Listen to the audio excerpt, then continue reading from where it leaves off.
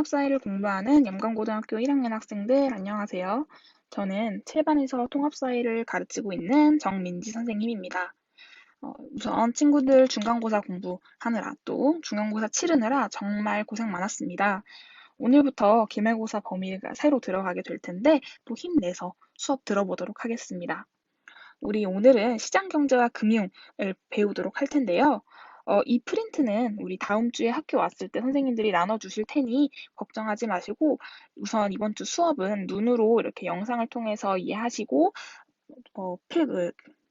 복습하고 싶으면 교과서를 통해서 이번 주에는 복습을 하는 형태로 진행하도록 하겠습니다.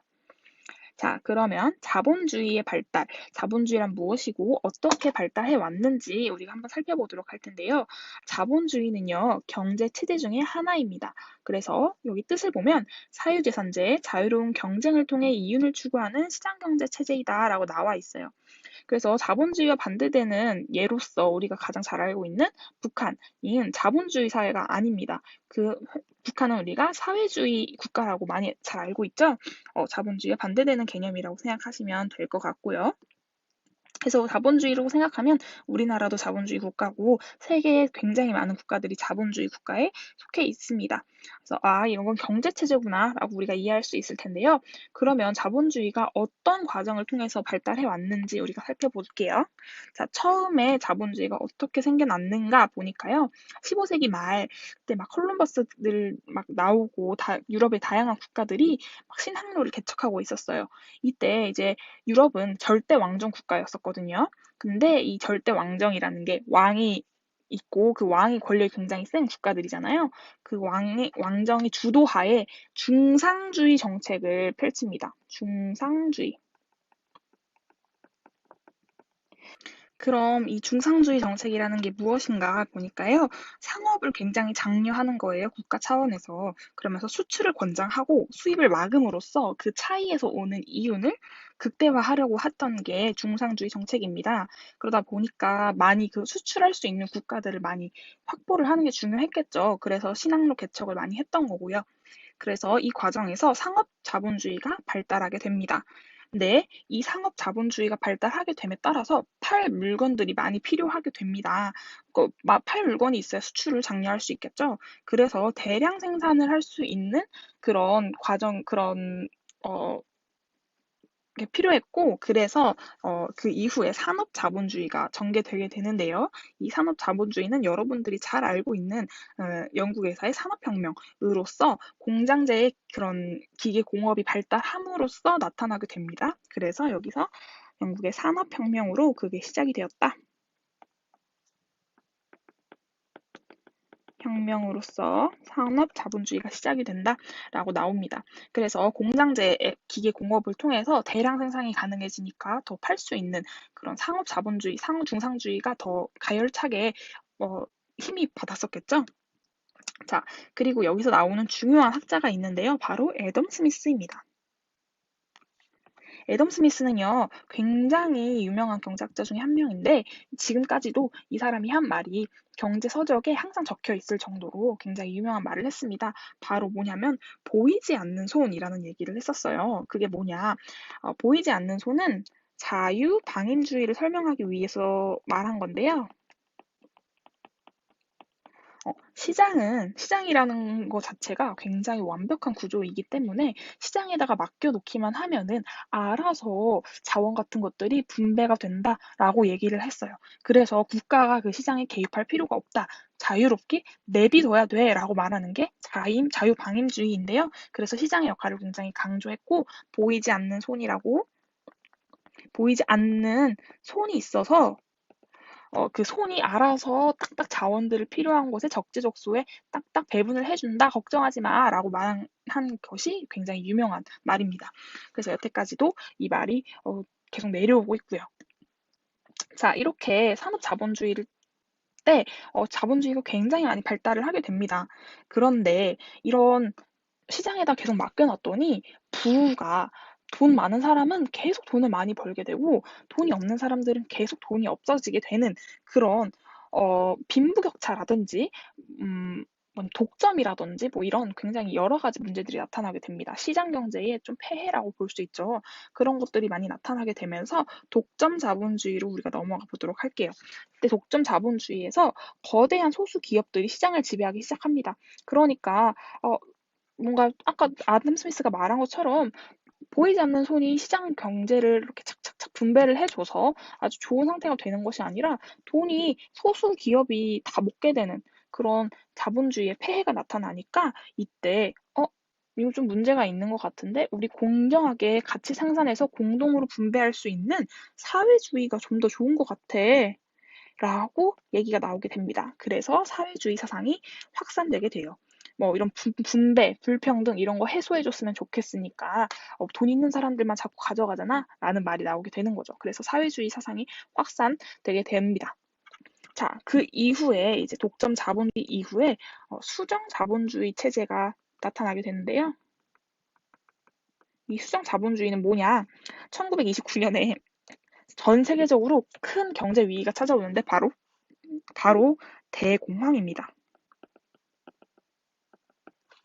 1929년에 이제 미국에서 시작된 대공황이 전 세계 경제를 흔들기 시작했어요. 그래서 이때 케인즈라는 사람이 나타나는데 이 사람도 굉장히 중요한 경제학자예요. 그래서 경제학자들의 큰 흐름을 나눌 때 보통 고전학파와 이것까지는 막 자세하게 몰라도 되지만 고전학파가 있고 케인즈 학파가 있다. 라고 말할 정도로 케인즈는 경제에서 굉장히 중요한 사람으로 뽑히는데요. 이 케인즈 학파에서 케인즈는 무슨 얘기를 주장했느냐라고 보니까 대공황을 통해서 보니까 시장에 맡겨놨더니 애덤 스미스가 말한 대로 시장에 맡겨만 놨더니 막 독점도 나타나고 사람들이 그 사회주의를 가야 된다 이런 말도 나오고 그러다 보니까 시장 실패로 나타나서 대공황까지 발생했잖아. 그러니까 우리가 시장이 잘 굴러가기 위해서는 정부가 조금 개입을 해줘야 돼라고 얘기를 주장을 한 사람이에요. 그래서 미국의 뉴딜 정책 또 실업 구제, 정부의 대규모 공공사업 이런 걸 통해서 적극적으로 시장에 개입을 할 필요가 있다라고 주장을 한 게 이제 수정 자본주의의 큰 맥락입니다. 그래서 정부가 시장에 개입해줘야 된다라고 이제 목소리를 높인 사람이 케인즈였다. 자, 그 이후에 이제 1970년대 들어서요. 여러 가지 문제가 또 나타나게 되는데 하나는 뭐였냐면 석유 파동이에요. 오일 쇼크. 들어봤을 거예요. 그다음에 이런 걸로 인해서 스태그플레이션이 나타났는데 이 스태그플레이션이 뭐냐?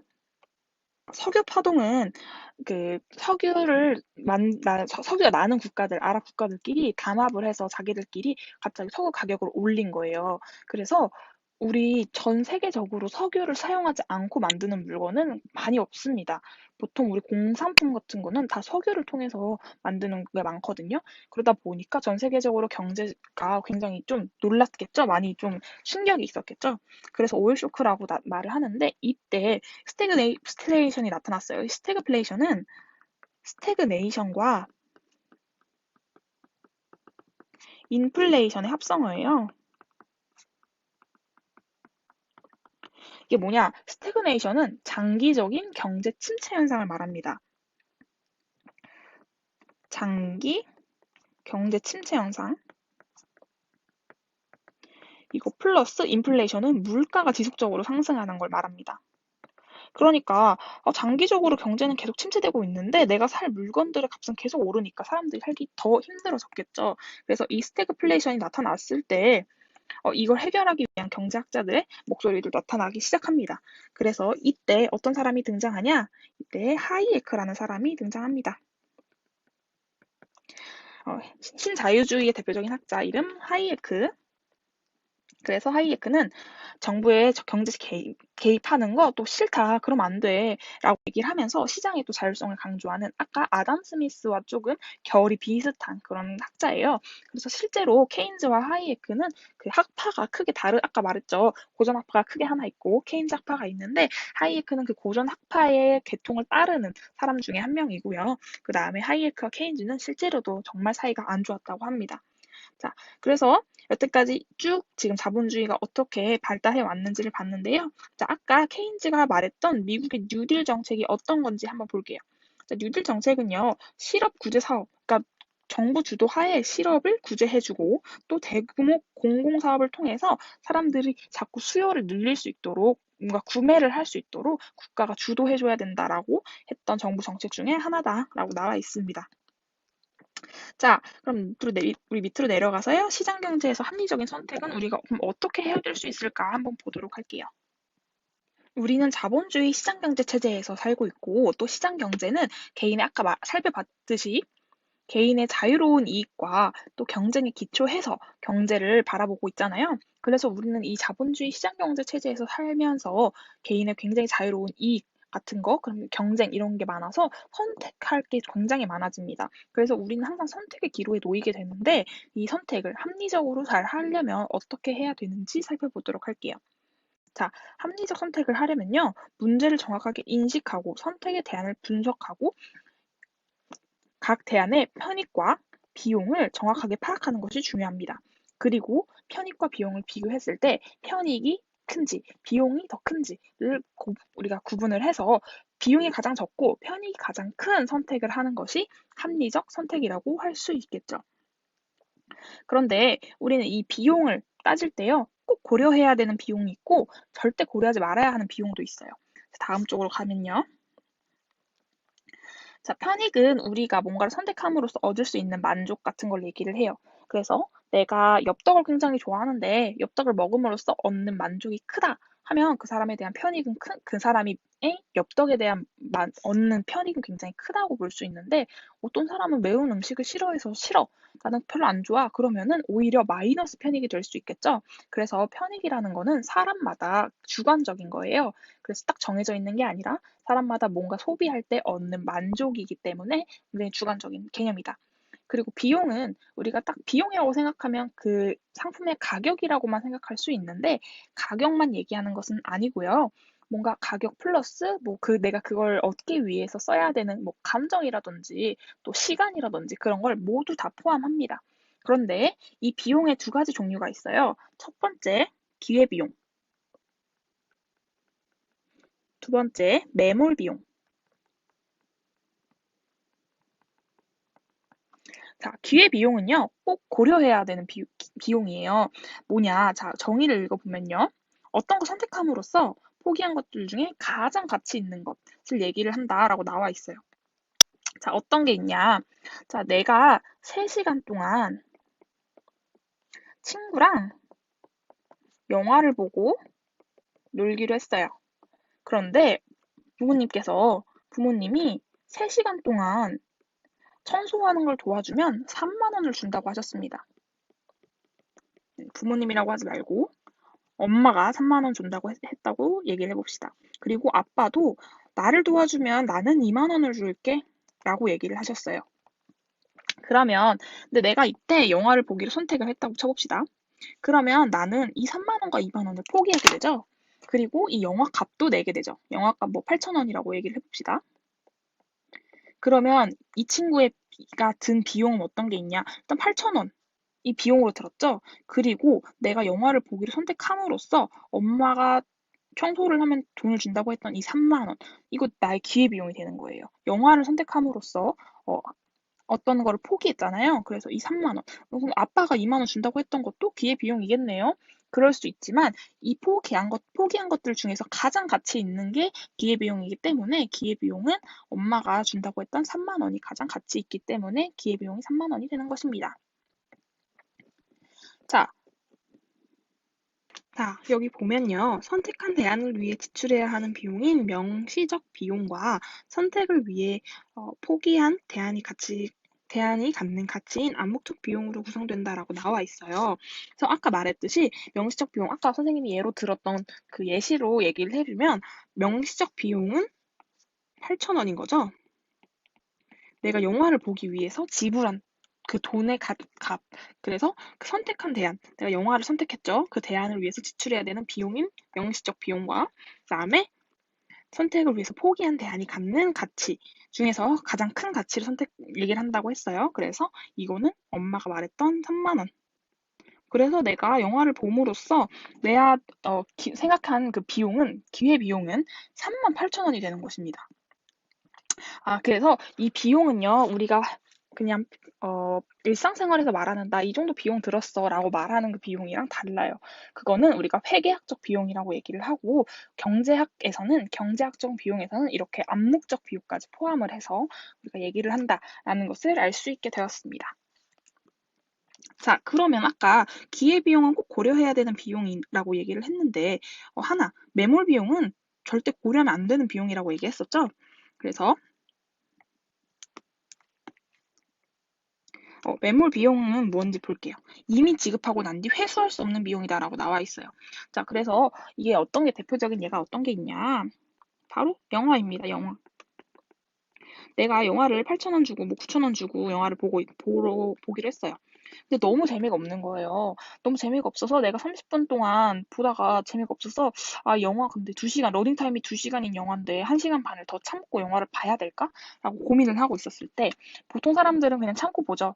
근데 그 나의 1시간 반도 비용이란 말이에요. 내가 여기다 시간을 투자하고 있는 거잖아요. 그러니까 여기 앉아서 계속 보는 게 맞을까? 고민을 하다가 나가서 내가 환불해 달라고 하자.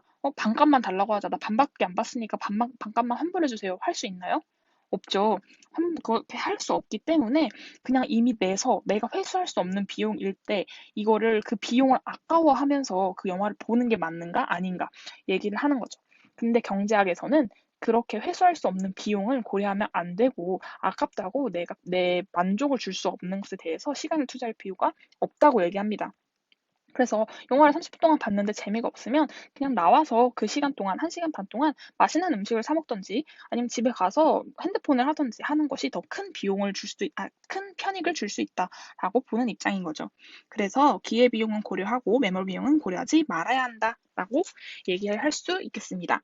그래서 우리는 지금까지 고려해야 되는 사항 4가지를 봤는데 우리 합리적 선택을 위해서 이 4가지를 꼭 고려를 해야 한다라는 것을 알 수 있고요.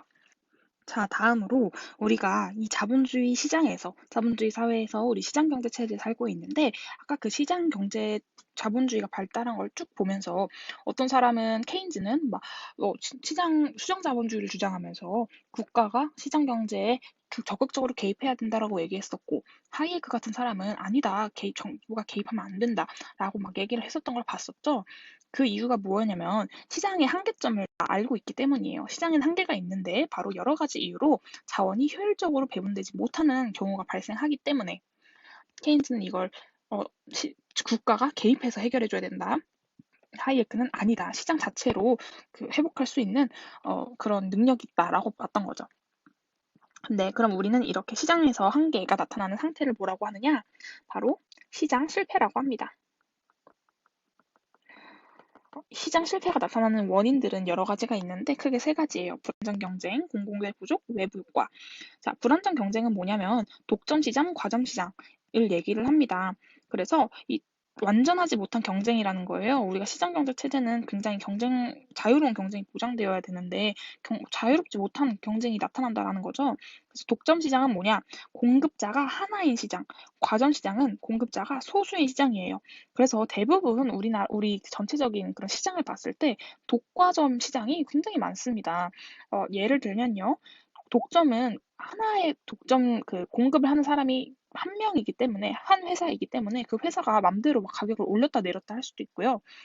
어, 또 정부가 의도적으로 이런 가격을 너무 올리고 이런 게 안 좋다고 생각해서 의도적으로 독점 시장을 만들기도 해요. 대표적인 게 전기예요, 전기. 우리나라 한국전력공사가 전기를 모두 공급해주고 있죠. 이거는 민영화를 통해서 사기업이 전기를 공급을 해주다가 맘대로 가격을 올려버린다거나 하면 우리가 삶에 있어서 굉장히 큰 영향을 받을 수 있잖아요. 그런 것들은 이제 독점을 정부가 의도적으로 하는 경우가 있고요. 또 그냥 기업들 중에서도 독점 기업들이 있는데 또 과점 기업의 대표적인 예는 어떤 거냐면 통신사예요. 통신사. 우리 통신사 3사가 제일 유명하죠. SK, KT, LG. 이렇게 과점 시장은 공급자가 소수인 그런 시장을 얘기를 합니다. 이런 독점 시장이나 과점 시장은요. 공급자 마음대로 영향력이 굉장히 커지기 때문에 완전한 경쟁이 나타나지 않고 시장에서 자원 배율이 효율적이지 못하다는 단점이 있습니다. 두 번째는 공공재의 부족이에요. 자, 공공재 특성을 보니까 특성이 비배제성, 비경합성이 나와 있어요. 대표적인 게 뭐가 있냐? 불꽃놀이 같은 거예요. 자, 정부에서 세금으로 불꽃놀이를 했습니다. 그런데 만약에 노원구 세금을 걷어서 노원구민을 위해 가지고 불꽃놀이를 팡팡 터뜨렸어요. 그런데 가깝게 있는 뭐 노원구민이 아닌 사람들 또 그걸 불꽃놀이가 하늘에서 펑펑펑 터지니까 멀리서라도 볼 수 있겠죠. 근데 그거를 노원구청에서 너는 돈 안 냈잖아. 너 노원구에 세금 안 냈잖아. 너 보지 마. 하고 배제시킬 수 있나요? 아니죠. 배제시키지 못하죠. 그래서 비배제성. 또 사람들이 10명 보든 100명 보든 1000명이 보든 그 불꽃놀이가 뭐 부족하진 않아요. 그럼 바로 비경합성이라고 얘기를 합니다. 케이크 같은 거는 나눠 먹으면 한 사람이 다 먹을 때랑 10사람이 나눠 먹을 때랑 먹을 수 있는 양이 달라지잖아요. 근데 이런 공공재의 특성상 비경합성이 있어서 다른 사람들과 경쟁해서 먹을 필요가 없다라는 거예요. 그래서 불꽃놀이가 대표적인 예다. 공공재 특성 두 가지 알아두셔야겠죠.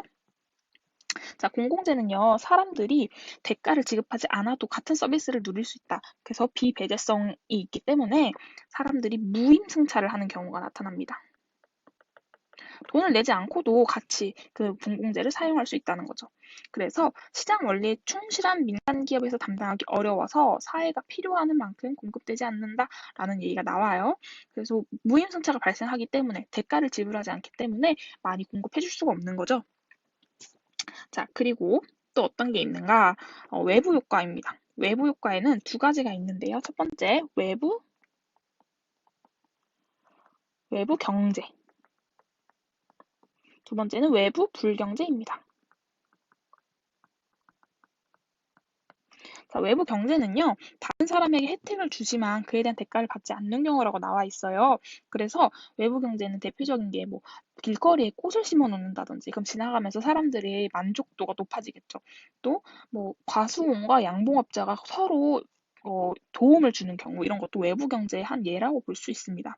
반면 외부 불경제는요, 다른 사람에게 손해를 끼치는데 그에 대해서 보상하지 않는 경우. 그래서 대표적인 예는 공해를 막 만드는 공장이라든지, 또는 막 폐수를 막 몰래 흘려놓고서 보상을 해주지 않는 공장이라든지 이런 것들이 있어요. 그래서 외부 경제는요, 사회적으로 적정한 수준보다 적게 생산돼요. 왜냐하면 뭔가를 만듦으로써 사람들에게 편익을 주긴 하지만 다른 사람들이 비용을 지불하진 않죠. 그러다 보니까 많이 만들 수가 없는 거예요. 외부 불경제는 내가 원래 비용을 내야 되는데 그 비용을 적절히 내지 않고서 막 퇴수 같은 걸 내보내고 하는 거다 보니 원래 수준보다 더 많이 생산하고 더 많이 막 소비되고 하게 됩니다. 그래서 시장 실패에는 세 가지 원인이 있다라는 거 우리가 같이 봤고요.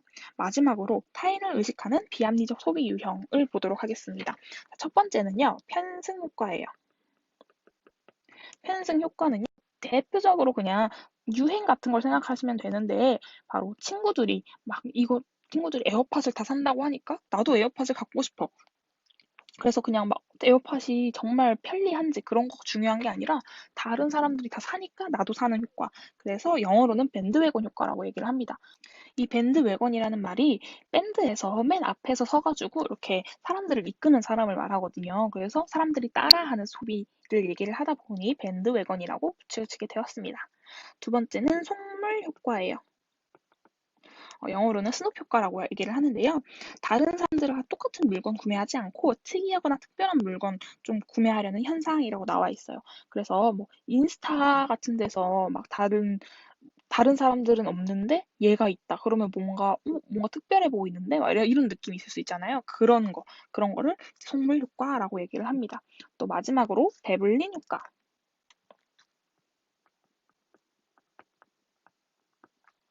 자, 베블린 효과는요, 자신의 소득 수준, 자신의 그런 지위 같은 거를 과시하기 위해서 하는 과시적 소비를 얘기를 합니다. 이런 건 뭔가 본인의 만족과 본인의 비용을 따져서 하는 소비가 아니라 남에게 보여주기 위한 소비이기 때문에 타인을 의식하는 비합리적 소비 유형이다라고 나와 있는 거예요.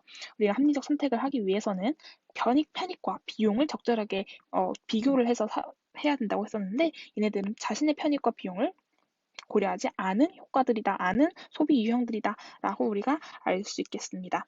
자, 여기까지 해서 오늘 좀 많은 내용을 배웠는데요. 우리 오프라인 수업 때 선생님들이 조금 더 한 번씩 더 설명을 해주실 테니까 그때 한 번 더 이해해 보도록 하겠습니다. 오늘 수업 내용 듣느라 고생 많았습니다.